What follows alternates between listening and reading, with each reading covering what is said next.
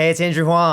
Have you ever made something that's even better than you ever hoped it could be? This was my experience working on Transit, my plugin with Baby Audio. We started out with one idea, which was just to simplify the process of creating transitions in music. You know, it's a lot of different automation lanes usually, and we found a cool way to condense that all into one place.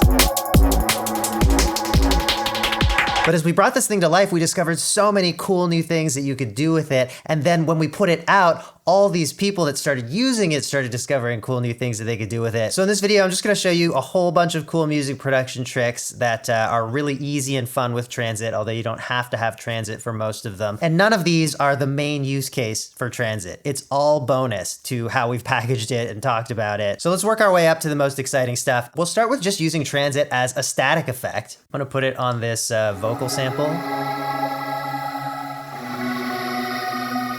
I just want a little something to spice it up. So I'm gonna turn Transit's macro control part way up and then just surf presets and find a vibe.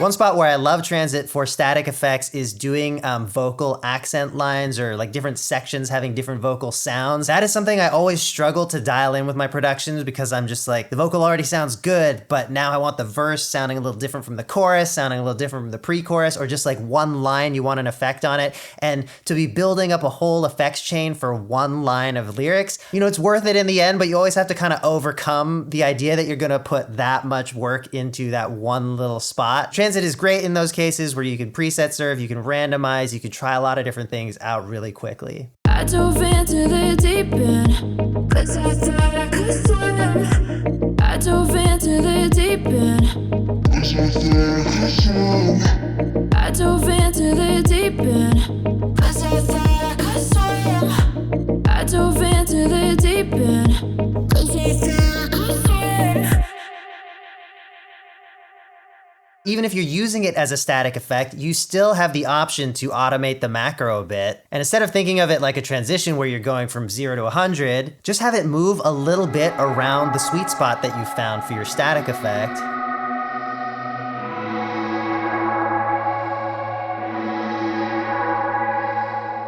Kind of in the same vein as that vocal accent idea, you know, putting a lot of work into one little detail of a song can sometimes feel like a hurdle. But if you have these different chains, Transit comes with over 300 presets, by the way, and you have your macro already mapped out, then it gives you the opportunity to do some really fun little detailed things without the work that it usually entails. So hopping back to our drum track, we have this transition. Now, what if I just like do some little mini transitions? I don't know, I'll just put some stuff in at random, or not even mini transitions, but just weird automation curves. Like, just cool little stuff like that, and exactly what you want to do will depend on your genre, but you know, we could have little ramps at the end of each bar that get a little bit bigger, maybe put a curve on some of them, maybe do some like offbeat ones. There's just so much fun that you can have automating the macro in these weird ways. And actually, since we have some automation in here, let me just loop this section. Now we can preset surf with this automation running.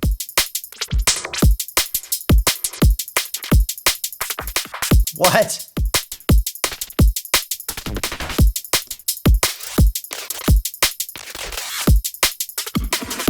Whoa!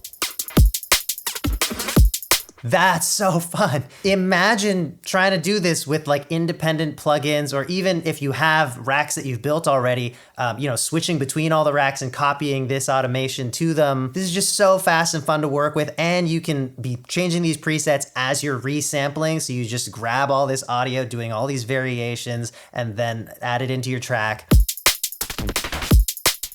Now let's take it a step further. Instead of just presets, what if we randomize while this automation is running? I'm gonna go to our randomization system and say, let's lock these bottom ones, keep OTT on as a bit of a glue, and then the top ones can all be unlocked. So that's gonna change the module selection in these 3 slots. Oh, I do have to lock the OTT parameters though. So let's make sure OTT is fully locked. Actually, there is a command click shortcut for locking an entire module. Reset this to default. Oh, by the way, with this randomization system, I should mention, you can also set the individual randomization range for every knob. Let's randomize these top 3 modules.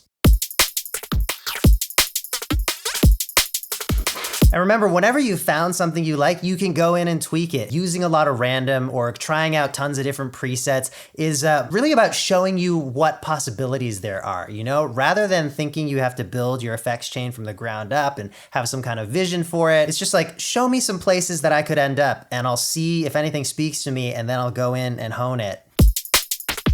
So I want to end by showing a few of my favorite use cases that came in from just people who bought the plugin. Here's transit, or 4 different transits, I believe, mapped to 4 different sliders for live control. And if you wanted, you could do this with knobs as well. And someone told me that they were using it as like an SP404 emulator, which has those 4, global effects knobs. Really performable and fun. You can just make your own custom 404 setup with transit. Here's the amazing ReQ mapping an envelope follower to the transition control. So depending on the volume of the incoming sound, that controls the macro. Really cool idea. Jamie Liddell, one of my favorite musicians and also host of the awesome Hanging Out with Audiophiles podcast, he used multiple transits with just the oscillator and created this like shifting chord setup thing. I asked him to record it for me so I could share it with you here. He showed it on his podcast, but I want to see it. Using transit's oscillator, you can make a sound go from sheep to sheep. But why stop there, I thought? I figured you could have, 6 transits, making up a chord that splays and opens over its duration. You might get a sound a little like this.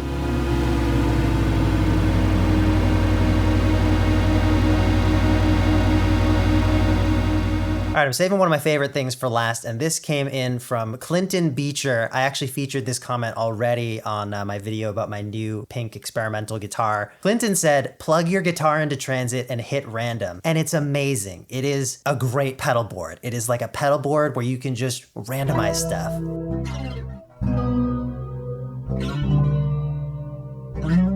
All right, what else do we have?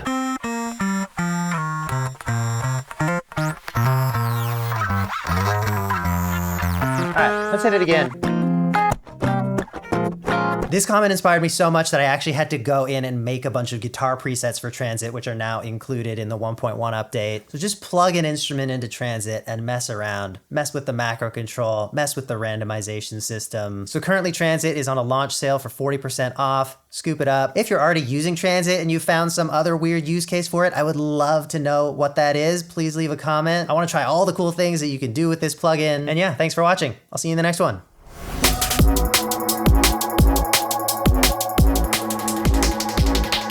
I think that's it. Oh my gosh. I gotta get on a plane.